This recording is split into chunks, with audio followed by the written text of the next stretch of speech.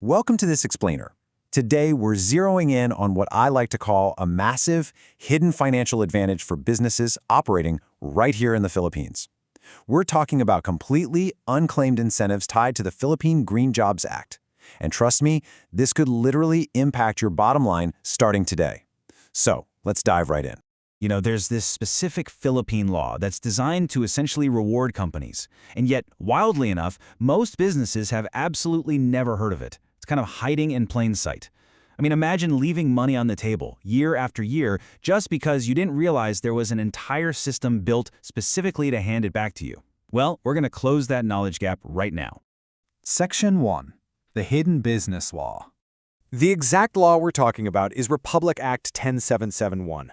Officially, it's known as the Philippine Green Jobs Act of 2016. Now listen, this isn't just about regulatory compliance or, checking off some corporate PR initiative. It's a law explicitly providing fiscal incentives to businesses that create green jobs. The absolutely crucial word there is fiscal. We're talking about actual, tangible financial benefits, specific tax deductions that actively reward you for how you build your workforce. Section 2. What is a green job? Okay, let's dive into this and clear up the jargon. So a green job is defined simply as any position that contributes to preserving or restoring the environment. That's the core test right there. Your entire company doesn't need to be an environmental nonprofit, not at all. If just a specific role within your organization is dedicated to preservation or restoration, boom, it fits the bill.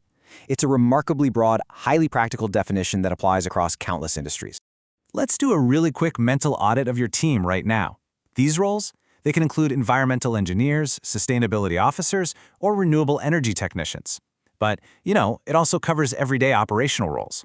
We're talking waste management specialists, water treatment operators, green building designers, and even organic agriculture workers. You might already have somebody managing your facility's water treatment, or a compliance officer helping reduce corporate waste. These are concrete, everyday jobs. Here's the kicker. If your company employs people in any of these roles, you may already qualify for incentives under this law. Just let that sink in for a second. You don't necessarily need to invent a whole new department. You might literally be sitting on a gold mine right now, completely unaware that the sustainability officer you hired last year just opened the door to some major government rewards. Section 3. Unclaimed financial incentives. Let's talk numbers. I really want you to hear this. The government is literally paying you to build a more sustainable workforce. That right there is the massive aha moment of this entire explainer.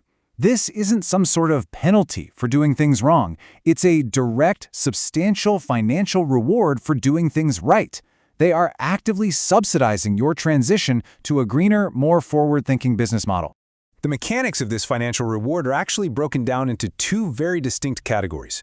First up, you have development expenses. The law allows for special deductions from your taxable income for expenses related to skills training and research and development as long as they're tied specifically to green jobs. Second, you have labor costs. You literally receive additional deductions simply for the base labor costs of those green jobs. So think about it like this. If you send an engineer to get certified in green building design, the government supports that initial training cost.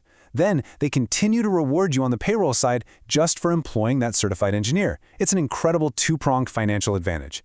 Which brings us to our final part, Section 4, Claiming Your Company's Incentives. The truth is, most Philippine companies are leaving these incentives entirely unclaimed. Why? Simply because they don't even know the Philippine Green Jobs Act exists. Ignorance has been the only barrier between them and these massive tax deductions. But hey, now you know. You've got the knowledge. The excuse of simply not knowing, that is officially off the table for your business. So I've got to ask you directly, especially if you're sitting in the C-suite or leading human resources. Is your company creating green jobs? Seriously, take a look around your organization today. Think about the engineers, the sustainability officers, the waste specialists we outlined earlier. Are they already sitting on your payroll? And if they are, here's the harsh reality. Paying those salaries while completely ignoring the Republic Act 1071 deductions means you are simply giving away your own capital. It is absolutely time to audit your workforce and identify exactly what the law says is rightfully yours. Every single month you delay is another month of missed financial leverage. Are you claiming the incentives you're entitled to? Which leaves us with one final, super urgent question. Are you going to keep leaving your hard-earned money on the table? Or are you going to step up and finally claim the incentives you're legally owed? The choice is yours. Take this knowledge, do that audit, and start turning your sustainable practices into real, undeniable financial advantages. To keep uncovering game-changing insights just like this, make sure to follow Sustain PH Studio for daily sustainability tips made specifically for Philippine businesses. Thanks so much for joining me in this explainer today. Now go get what's yours.